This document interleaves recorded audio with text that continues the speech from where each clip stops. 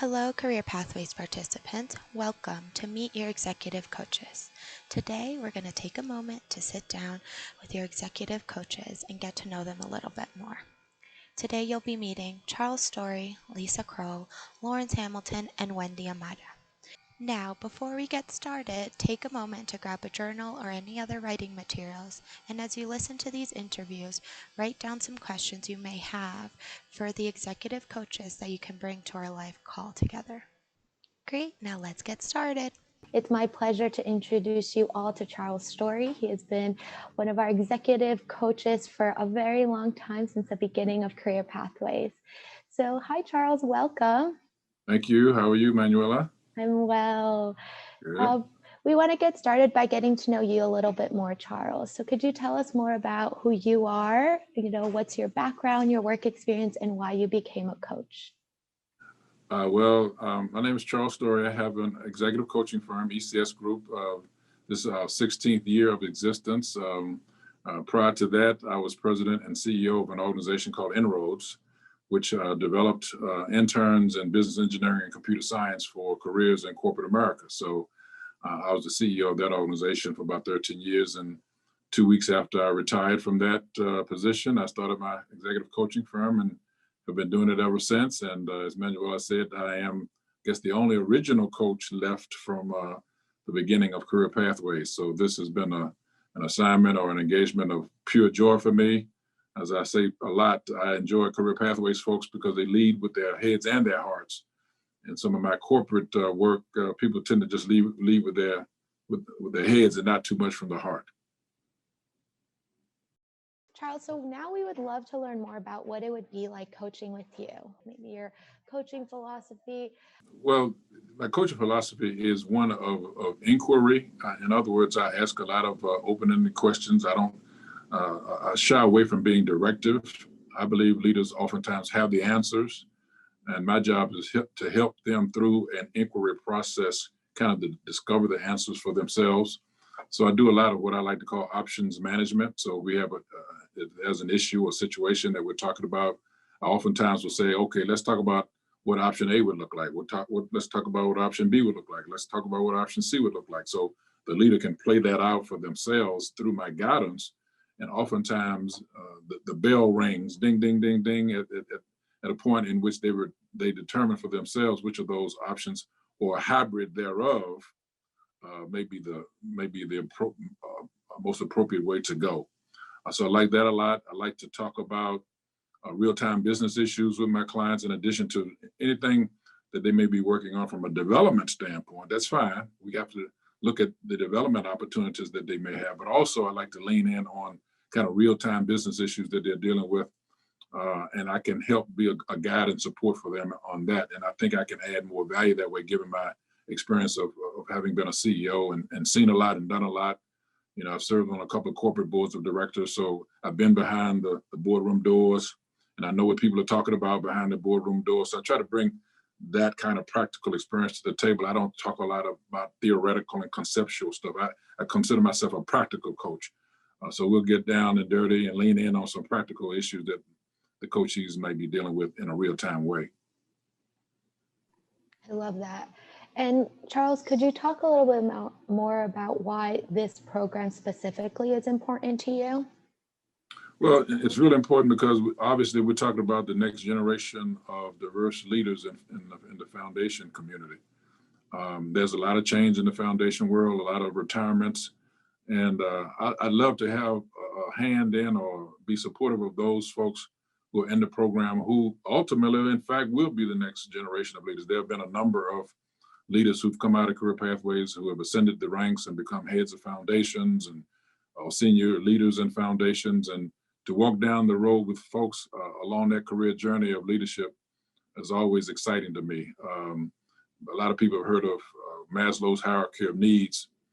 At the top of that pyramid is self-actualization. So every day I go to work, I like to work with Career Pathways folks to get as close to career self-actualization as possible. That's where I get my motivation from. So that's part of why I do what I do with Career Pathways. I love that. That's incredible. Well, let's have some fun and talk about some success and failure. So For you, what does coaching success look like, or what are some stories that have helped you feel like you failed inward? Well, I'll take a shot at both. On the career success side, there are several people who've come out of career pathways that I like to reference. So for instance, LeJune Tabron at the W.K. Kellogg Foundation came out of career pathways, and when I was working with her, she was the chief financial officer of that organization, and ultimately ascended to the rank of president and CEO. You guys may have heard of Brennan Gould, who's the president of the Charlottesville Community Foundation. That's a hell of a story, because Brennan was only a director at the time that she and I started working together, and she ascended from director to president. That doesn't happen a lot. And Brennan and I have developed an incredible relationship. So I still work with Brennan. In fact, I think we've been working together now for about 4 or 5 years. So I'm walking down that path with her as CEO. Maggie Osborne, another career pathways person who's just named the president of the Maryland Foundation. I can't remember the exact name. I think it's the Maryland Philanthropy Network. So she just was named to that. She's a career pathways person who I've continued to work with. I guess Maggie and I have been working together for 7 or 8 years now. So I just love, again, walking down that career path with people. In terms of the flip side and failures, fortunately, over 16 years, there have not been a lot of them, but I do remember a case where I was working with a gentleman who was working with an engineering firm in Birmingham. He was assistant to the chairman, and we just couldn't connect. I mean, the chemistry just wasn't there. I tried my best to try to be as open and honest and candid and listening to him, but he just wasn't at a place where he thought that coaching could help him. I guess he said to me, he said, Charles, at one point I remember like it was yesterday, he said, Charles, I am who I am. And I just don't know if I can change. And so if a person is not willing to change and being open and transparent and vulnerable, vulnerable enough to allow themselves to change, coaching just doesn't work. So I haven't had many of those situations, fortunately, and I haven't had any of those with career pathways participants. So I don't anticipate there'll be a problem with that. Yeah, it's about growth, right? It's about growth. It's all about growth. All about Yeah. transparency, and it's all about growth. Yeah, and we're grateful we have great participants that are ready for that challenge when entering this program. Well, so how about we end together, which I think it's a great transition into this, what you were just talking about. What would you want your future coachee to know? Well, when you work with me, you get all of my passion, because as I said, I've been doing this for 16 years, and I'm a true believer in coaching and the difference that it can make. So I lean in to my coaching engagements. I tell coachees, even though we may have formal scheduled coaching sessions, that they can call me anytime. During working hours, after working hours, I'm just there. I believe in what I do, and I believe in this program, and I believe in the people in the program. So the main thing you need to know is I'm coming at this with complete passion and belief in the process. I'm also bringing to the table all of the experiences I've had in terms of being a CEO and coaching for 16 years, being on some corporate boards. I just bring a lot of my experience to the table and try to add value. That's what every day I wake up to do this coaching thing, I say to myself, how can I add value today to my coachees? That's what I do. I'm trying to add value in whatever way I can. In terms of any pet peeves I have, this kind of goes back to what I said a few minutes ago. If a person is not open to growth, open to exploring themselves, or open to getting better, open to being transparent, open to being vulnerable, coaching just doesn't work as well. So I would just hope and suggest and encourage, whether you work with me or one of the other coaches, to go into this thing open, to try to say, hey, I want to get better. I know I got somebody that's assigned to me that is dedicated to my growth, dedicated to my development, dedicated to my career trajectory, whatever that trajectory is. And if you go into it with that open mind of transparency and openness and vulnerability, to all in an effort to try to get better, I tell my coachees all the time, it'll be like taking a chainsaw through butter. It'd be like taking a chainsaw through butter. Today, I have the pleasure to be interviewing Lisa Kroll, who is one of your executive coaches. So today we're going to learn a little bit more about Lisa and what it would be like coaching with her. Hi, Lisa. Hi. Lisa, could you start us off by telling us a little bit about yourself, your background, your work experience, and why did you become a coach?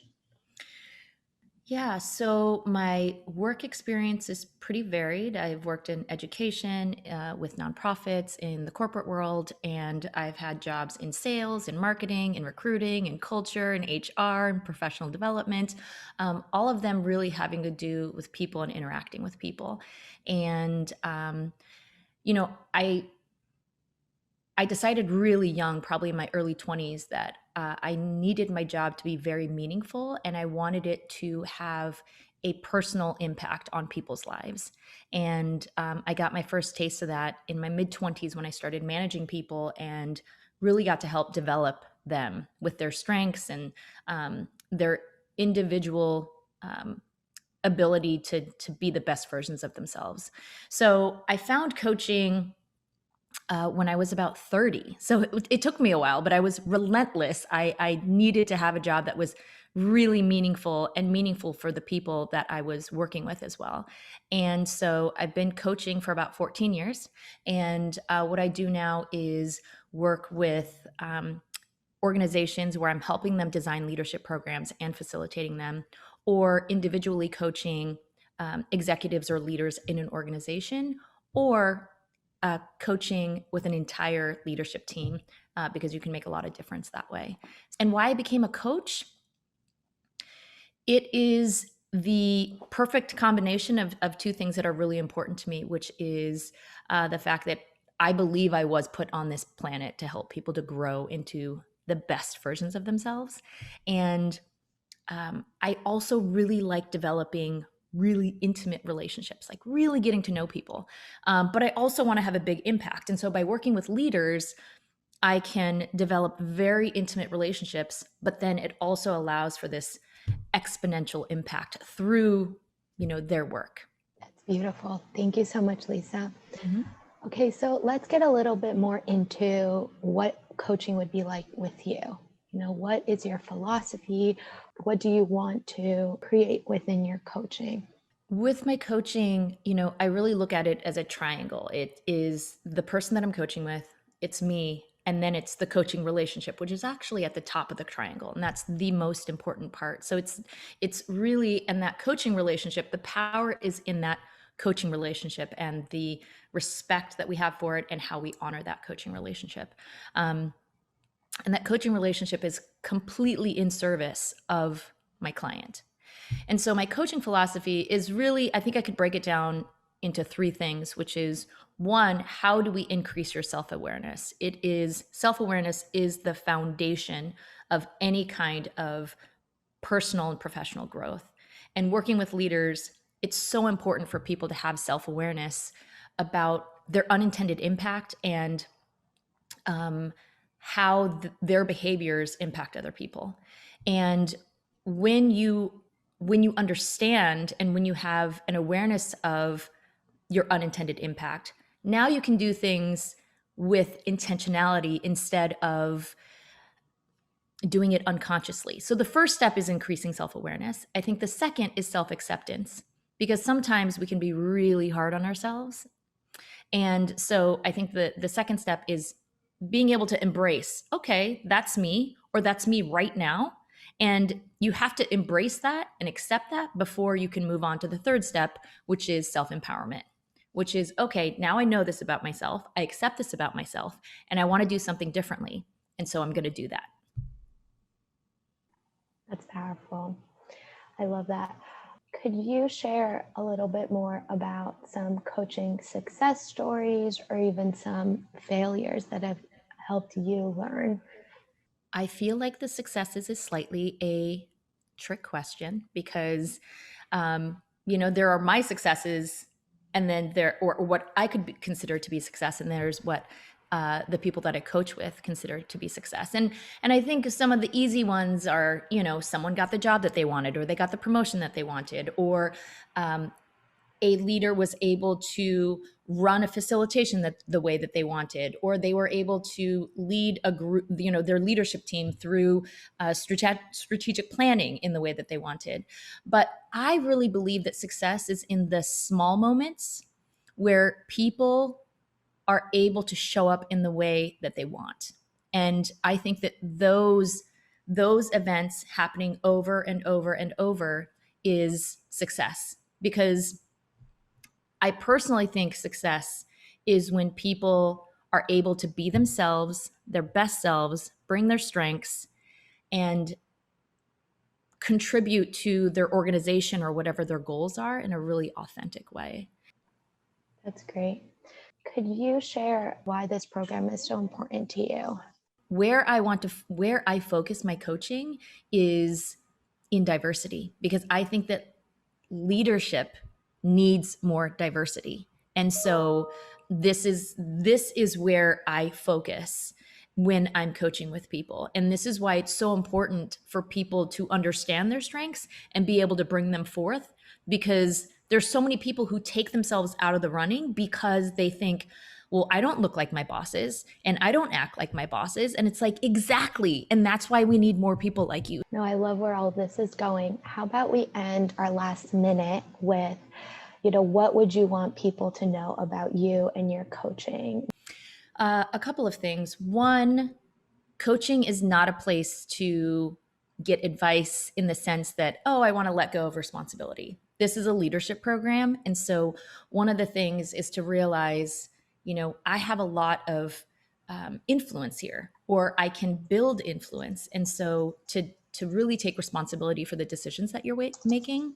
Also, leaders can be really hard on themselves. They're perfectionists, they are overachievers, and coaching is messy. It's not linear, And so what I ask is that people who come to coaching come open and honest and with a growth mindset, and that they really kind of invest in the relationship, right? Because I'm completely here for their growth and development, and they need to be here for the exact same thing. So I think that people should not worry about doing it right. And I think the last thing I'll say is, as your coach, I am in service of you. I am not here to be above you, or if anything, I'm below you, but really we should be side by side, right? Right there next to each other, kind of like going on a hike, pointing out different things to each other. This is a partnership. It's co-active, which means we're both actively participating in the relationship. And I think if someone can show up like that in their complete and true self, then we're going to have a lot of fun together. It's my pleasure to introduce you to Lawrence Hamilton, one of the executive coaches in our Career Pathways program. Today, we're going to spend some time getting to know Lawrence a little bit more and what it would be like coaching with him. So Lawrence, hi, how are you? Welcome. Very good, Manuela. How are you? Thank you. Happy to be here. Good. Okay, Lawrence, well, we want to get to know you a little bit more. So can you tell us about your background, your work experience, and why you became a coach? Sure. Background, I've spent almost 3 decades in human resources. Half of that time I spent as a chief human resource officer, first with a company called Linvatech, a division of Bristol Myers, and then later on with Tech Data, a technology distributor. Undergraduate and graduate degrees in political science. I have another advanced master's degree in human resource development from George Washington. I became a coach, quite honestly, after completing my HR career and thinking about other opportunities that were out there, and thought it was a very natural transition to move from a human resource executive role into an executive coaching role. Similar kinds of skills, similar kinds of opportunities. However, it's very different coaching for performance than it is coaching for development. And so I see that as being the primary difference between the HR related coaching and the executive coaching that I do today. Great. Well, I would love to know a little bit more around what it's like coaching with you, Lawrence. So could you tell us about your coaching philosophy? Yeah, I've been affiliated with the Pathways program now going on 5 years. So I've coached several different cohorts over that period of time. My philosophy really is to meet people where they are, people are at different phases in their own development, in their own career. Some people are ready to move up to the next level. Others are trying to figure out what it is that they want to do next. And all the others may be right in the middle. So I tend to try to figure out where people are at their particular point and juncture of their career and decide what are the next steps. Coaching is a journey that we take together. It's really not, it's not advice. It's not counseling. It's not therapy, but it's really having the coachee understand a bit about where they are and how they want to pursue their particular career objectives. And for me, I think it's really valuable just meeting people where they are. I kind of take a bit of a push-pull philosophy. Sometimes coachees need to be pushed to do something different than what they're doing. Others times they need to be pulled into an idea or a concept. And so my major, I guess, if you will, outputs in terms of coaching is really trying to help someone get to the point that they want to get to. I also think it's very important for coachees to hear, their own thoughts. In graduate school, when we were working on dissertations, we would say, how do we know what we think until we see what we write? In coaching, it's really, how do we know what we think until we hear what we say? So really giving people the opportunity to hear themselves speak out loud, their hopes, their dreams, their concerns, their fears, and then making sure that we understand what they are and kind of give them a tag or a name and deal with them directly, as opposed to dealing with them, silently, which is often just impossible. Thank you so much, Lawrence. Could you tell us a little bit about why this specific program is important for you? I was introduced to the Career Pathways program, as I said, several years ago, and I found it fascinating that foundation executives, foundation leaders had such little development opportunity. I coach a lot of Fortune 50, Fortune 100, Fortune 500 folks who have a lot of resources, a lot of opportunity for development. But in the foundation of this program, it really provides folks who haven't really had exposure to higher levels of executive development. And they just are very, very thirsty. They're very thirsty. They want to know as much as they can. This is a wonderful career experience, and people literally have transitioned themselves into a variety of different opportunities simply because they participated in this program and were able to focus on their career development outcomes. So I'm really kind of geeked about working with foundation executives because heretofore they haven't had a lot of opportunity. And what I find that's really interesting about the folks who are in this world in philanthropy and the foundation world is that they're so focused on helping others, they spend so little time focused on helping themselves. So this is an opportunity for the first time probably in their career where they're able to focus on how can I develop me to the highest extent possible. That's beautiful. Thank you so much, Lawrence. Let's get a little bit into success and failure and what that looks like for you. Do you have any success stories or even failure stories that have helped you learn how to fail inward? Yes, I guess for me, I don't really use the word failure a lot. I think that everyone kind of moves along a particular path. There are going to be times where folks are not getting to the point where they want to get to as soon as they want to. And I don't view that as being failure. I just view that as being slowing the pace a bit and making sure you're covering all the bases. I have had people during the program who've been promoted. Most recently, I just someone in the 2020 program has just taken a job as a CEO of a major foundation. I've had folks who took a COO role in a major foundation. And 2 years ago or 3 years ago, one of my coachees has taken the CEO role of a foundation in which he works. So I've seen people elevated to the top areas. And then I've seen people who simply just identified development opportunities for themselves and have found other chances or other opportunities that they could pursue. Sometimes it's literally just putting the program together that's going to take a little bit longer than the time we are actually coaching. But in another 12 months or 18 months or 24 months, the things that we put in place prior to that are now coming to fruition. I continue to get announcements of people that I formerly coached who have been elevated and moved into senior roles and senior levels. In fact, I just got one recently, someone who was at a foundation in New York, just took a director level role. So, it happens all the time, and it may not happen within the time frame of our coaching, but at least we're laying the foundation, the pathway, if you will, not the overused career pathways. We're laying the pathway for their success. Oh, that's the truth. Thank you so much for that, Lawrence. So let's end our time together with what you would want your future's coachees to know.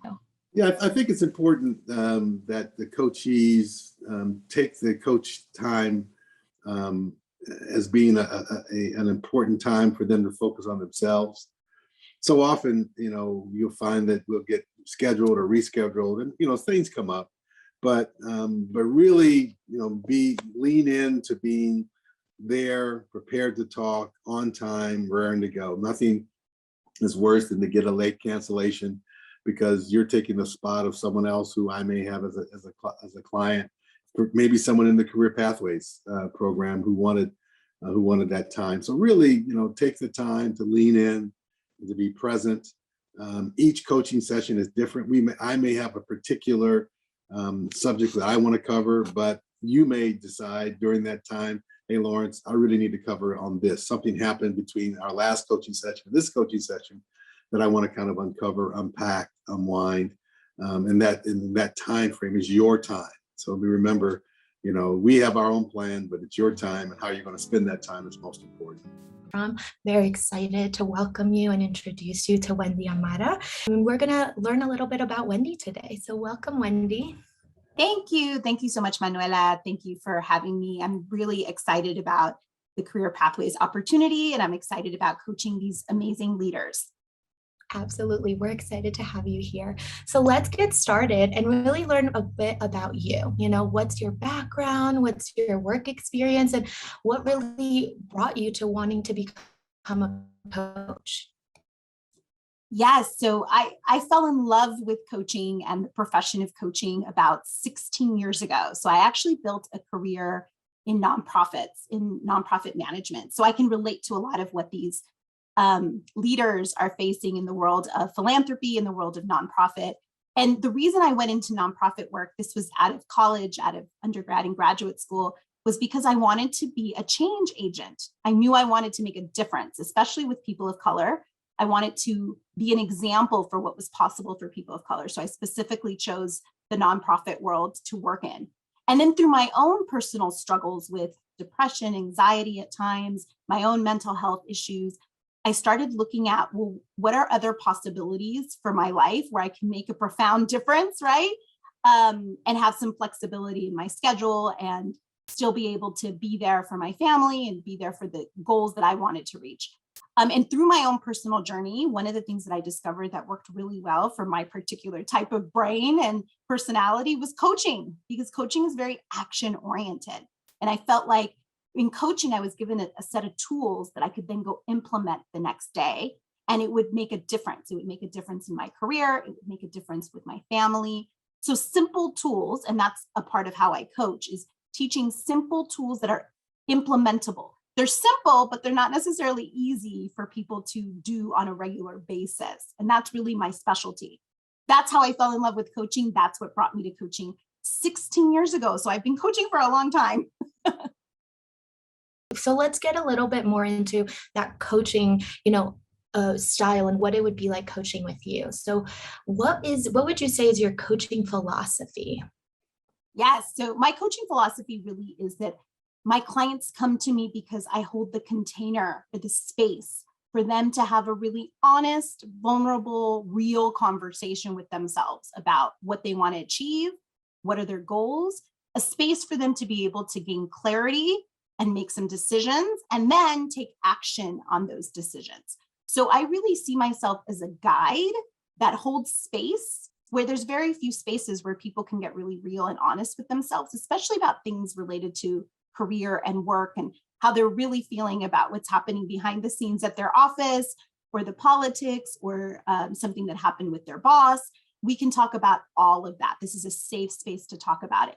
Not only to talk about it, but also to gain clarity and make decisions. So I see myself as a guide that asks the really important questions. I think that's what we do at the core as good coaches when we're really great at what we do. We're asking really great, profound questions that have our clients open up new possibilities, start looking at things maybe from a different perspective.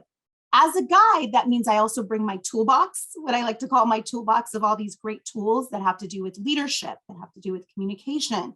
I teach on something called Be, Do, Have. I teach on something called enrollment, which is the art of actually motivating and inspiring other people to take action on what you want them to take action on.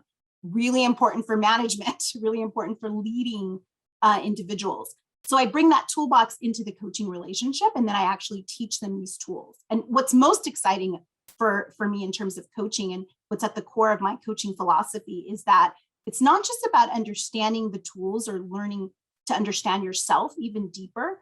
It's about implementing those tools, taking that awareness that you now have with yourself and using it Monday, Tuesday, Wednesday in the workplace so that you actually produce results, whatever the results are for you, whatever you decide you want to work towards. So I'm very result oriented in my coaching. It's not just about having a great deep conversation, although that's valuable too. It is. It's super valuable to have a safe space to be really open and honest. But I always want to take it to the next level, which is how do we then take what happened on this great, amazing coaching call and have you actually use it in your meeting on Monday morning or during your staff orientation on Tuesday or whatever it is, right? How do you implement and then see the results? Because that's where the growth is. The growth is in the taking action on a consistent basis. Yeah, that's my coaching philosophy. And I think that's what's important to acknowledge in this time that we have when it's 5 months. You want to get right into it, and being able to come out of it with a couple of those big moments that you feel like you're really growing on is so important. I think that goes perfectly into this next question that I have for you around, well, what could leaders or participants that want to coach with you, how should they prepare themselves to make the best out of the opportunity of coaching with you? Yeah, I would say I always love when clients come, one, prepared for the call. So that means like on time with a pen and paper to take notes or technology or something to, laptop to take notes on. Because I do say in my coaching calls, write this down. This is really important for you to remember, or write this question down. Yeah. And more important than that is really coming with an open heart, an open mind, and being available to building that coaching relationship, because it is a dance. It's not just you're coming to get something from me. It is a relationship that we're building. And at the beginning, what we're really working on is trust, right? Building that trusting space so that you can be 100% vulnerable and open and honest. Those are the foundations of a good coaching relationship. Are you willing to tell me what happened, after the meeting when you had to run to the bathroom to cry or whatever it was? Those are the situations that I really want to hear about, because that's where the growth lies. And oftentimes the growth lies in uncomfortable places that aren't that comfortable. So that's why we tend to avoid it. And I say, bring all of that, bring all the questions, bring the uncomfortableness, bring your authentic self. This is a safe space for you to be authentic and real and kind of take off even the professional hat if you need to take it off and just be like your personal self. I'm a really big fan of coaching on whatever's happening in your life, because whatever's happening in your life is certainly affecting your work experience. It's affecting your profession. It's affecting how you show up at work. So let's support you with processing what's happening in your life so we can get back to supporting you in your career and really stepping into those leadership abilities. Yeah. Absolutely. You need to know yourself before you implement, but it takes that level of vulnerability, openness, and you preparing yourself mentally, physically with the tools that you need to be able to show up and be present in these sessions. That's wonderful. So let's talk a little bit about your experience with coaching and what you've seen, and maybe would love to hear about some success stories that you've had with your coachees, or even maybe those situations that didn't go as well as planned, and maybe why you think that happened. Yeah. Oh yeah. I'd love that.